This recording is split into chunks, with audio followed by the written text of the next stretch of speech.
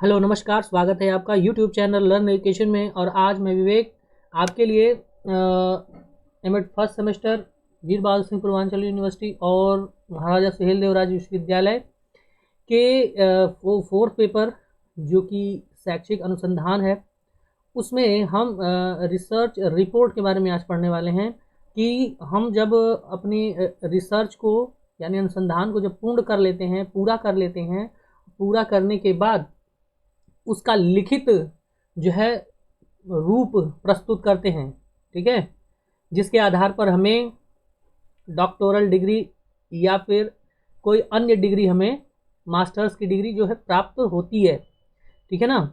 तो वही लिखित जो प्रतिरूप होता है हमारे अनुसंधान का, जिसे हम रिसर्च रिपोर्ट या अनुसंधान प्रतिवेदन कहते हैं, उसकी तैयारी किस प्रकार से करेंगे और अनुसंधान प्रतिवेदन कितने प्रकार के होते हैं, इसकी जो है आज हम चर्चा करने वाले हैं, ठीक है। तो आइए जल्दी से शुरू करते हैं। और अगर आप हमारे चैनल पर नए हैं तो हमारे चैनल सब्सक्राइब ज़रूर करें, विशेष रूप से एजुकेशन से संबंधित जितने भी सब्जेक्ट हैं उसके लिए।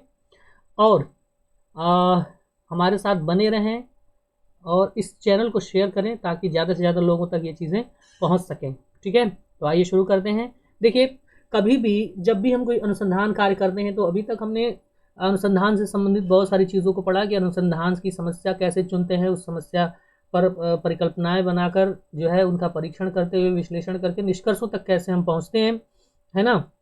ये सारी चीज़ें पढ़ी। और हम अनुसंधान जो है प्रस्ताव, रिसर्च प्रपोजल जिसको होता है, उसको कैसे हम प्रस्तुत करते हैं, ठीक है। अनुसंधान प्रस्ताव जब पास हो जाता है किसी संस्था द्वारा, किसी संस्था, किसी महाविद्यालय, विश्वविद्यालय द्वारा, तो उसके बाद हम रिसर्च का कार्य करते हैं। उसके बाद जब हमारा रिसर्च पूर्ण हो जाता है, ठीक है, हमारी रिसर्च जो है पूरी हो जाती है, तो उसका लिखित विवरण, लिखित प्रारूप, लिखित रूप जो है हम प्रस्तुत करते हैं, ठीक है। और यह लिखित रूप ही अनुसंधान प्रतिवेदन कहलाता है, ठीक। और यह जो अनुसंधान का लिखित रूप है ये औपचारिक प्रकृति का होता है।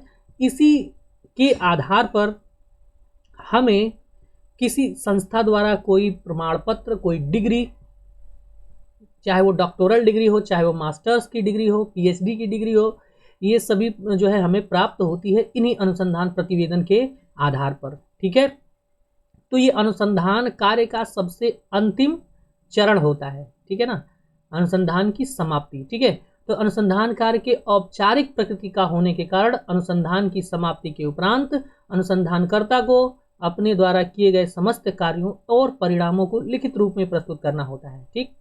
अनुसंधान कार्य के इस लिखित स्वरूप को अनुसंधान प्रतिवेदन कहते हैं, जैसा कि आप यहाँ पर देख सकते हैं, ठीक है।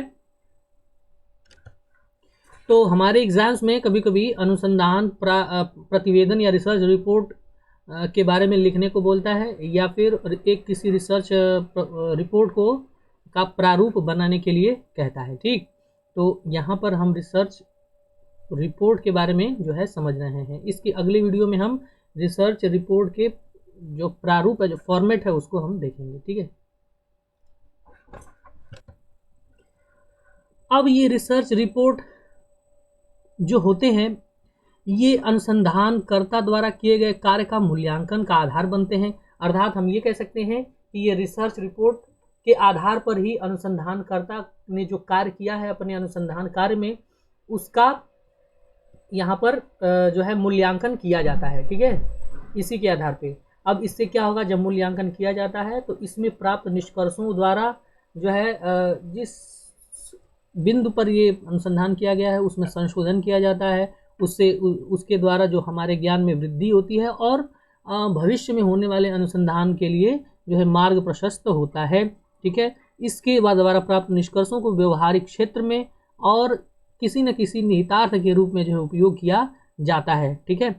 अब अनुसंधान जो है करने वाला जो है प्रत्येक अनुसंधानकर्ता को अपने क्षेत्र और परंपराओं और मानदंडों के अनुसरण करते हुए अनुसंधान प्रतिवेदन को प्रस्तुत करना चाहिए। अर्थात अनुसंधान प्रतिवेदन के कई रूप होते हैं, अलग अलग विश्वविद्यालयों में, अलग अलग संस्थाओं में विभिन्न प्रारूपों को जो है बताया गया है। उसी प्रारूप के अनुसार अनुसंधान प्रतिवेदन को तैयार करना चाहिए। जो भी व्यवस्था है, जो मानदंड हैं, जो क्राइटेरिया हमें बना कर दिया गया है, उसी के अनुसार जो है हमें अनुसंधान प्रतिवेदन को बनाना चाहिए। ठीक है, अब अनुसंधान प्रतिवेदनों के प्रकार की बात यहाँ पर कर लेते हैं कि अनुसंधान प्रतिवेदन कितने प्रकार के होते हैं। इंपॉर्टेंट चीज़ है, इसको आपको समझना चाहिए। तो अनुसंधान प्रतिवेदन जो हमारी रिपोर्ट्स होती हैं वो 5 प्रकार की होती हैं। ठीक है, जिसमें सबसे पहला होता है अनुसंधान प्रबंध, जिसे हम कहते हैं रिसर्च थीसिस। ठीक है, थीसिस कहते हैं। दूसरा है रिसर्च डिसर्टेशन, जिसे हम अनुसंधान लघु प्रबंध कहते हैं। और ध्यान दीजिएगा, हमें अपने एमएड में 3rd सेमेस्टर में हमें यही अनुसंधान लघु प्रबंध जो है प्रस्तुत करना होगा। ठीक है ना, बात समझ में आ गया। यानी रिसर्च डिसर्टेशन हमें प्रस्तुत करना है एमएड के 3rd सेमेस्टर में। ठीक है, और इसके लिए रिसर्च प्रपोजल जो 2nd सेमेस्टर में दिया जाता है। ठीक, इस बात का ध्यान रखेंगे। ठीक है ना, अभी बता दिया मैंने। तो उसके बाद दूसरा अनुसंधान लघु प्रबंध, जिसे रिसर्च डिसर्टेशन कहेंगे। तीसरा अनुसंधान प्रोजेक्ट या रिसर्च प्रोजेक्ट, अनुसंधान पत्रक रिसर्च पेपर। ठीक है, रिसर्च पेपर जिसको कहा जाएगा। अनुसंधान टीप या रिसर्च नोट।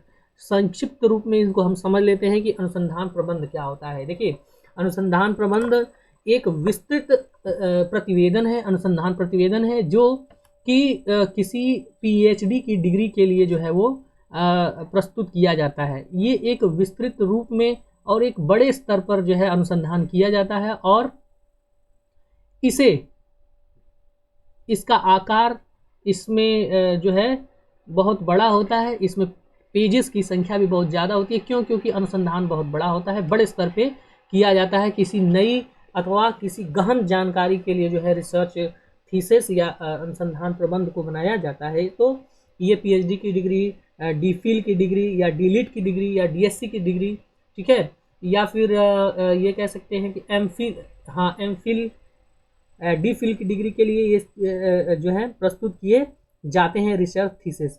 कहीं कहीं मास्टर डिग्री के लिए भी रिसर्च थीसिस प्रस्तुत किया जाता है। ठीक है, बात समझ में आ गया। उसी तरह अनुसंधान लघु प्रबंध, जिसे रिसर्च डिसर्टेशन कहते हैं। रिसर्च डिसर्टेशन जो है मास्टर डिग्री के लिए सामान्यतया प्रस्तुत किया जाता है। जैसा कि मैंने आपको अभी बताया, एमएड जो है मास्टर डिग्री है, और उस मास्टर डिग्री में एजुकेशन से संबंधित जो है डिसर्टेशन हमें बनाना होता है। ठीक, या फिर मास्टर जो स्नातकोत्तर की किसी भी डिग्री में जो है ये लघु प्रबंध जो है आज अनिवार्य कर दिया गया है, और सभी में जो है डिसर्टेशन प्रस्तुत करना है। रिसर्च प्रोजेक्ट क्या होते हैं?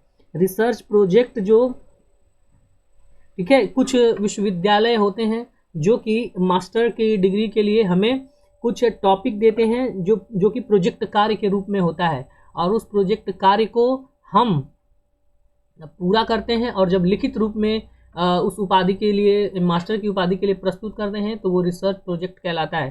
ठीक है ना, तो ये एक प्रोजेक्ट है, कुछ कार्य है जो कि दिया जाता है, और वो इसको जो है अनुसंधानकर्ता प्रस्तुत करता है। ठीक है, बात समझ में आ गया। अब आते हैं रिसर्च पेपर्स या अनुसंधान पत्रक। देखिए, कभी कभी हम छोटे छोटे रिसर्च करते रहते हैं विभिन्न जर्नल्स में, पत्र पत्रिकाओं में, संगोष्ठियों में पढ़ने के लिए, संगोष्ठियों में प्रस्तुत करने के लिए, किसी न्यूज़पेपर में आर्टिकल देने के लिए, या किसी जो है पत्रिकाओं में, ठीक है, सम्मेलनों में प्रस्तुत करने के लिए जो रिसर्च की जाती है और जो रिपोर्ट बनाई जाती है, उसे हम रिसर्च पेपर्स कहते हैं।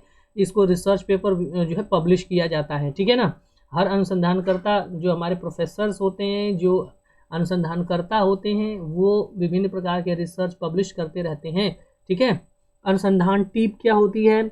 देखिए, अनुसंधान टीप जो होता है वह जब हम रिसर्च कार्य करते हैं, जब अनुसंधान कार्य करते हैं, तो प्रारंभिक स्तर पर, छोटे छोटे स्तर पर हम कुछ नोट्स बनाते हैं। ठीक है, अपने अनुसंधान से संबंधित छोटे छोटे जो है नोट्स बनाते हैं, उसको लिखित रूप में रखते हैं, और इन लिखित रूप में रखे गए जो नोट्स होते हैं, इसका उपयोग हम अपने रिसर्च डिसर्टेशन में या फिर थीसिस में आवश्यकता अनुसार जो है वो किया जाता है।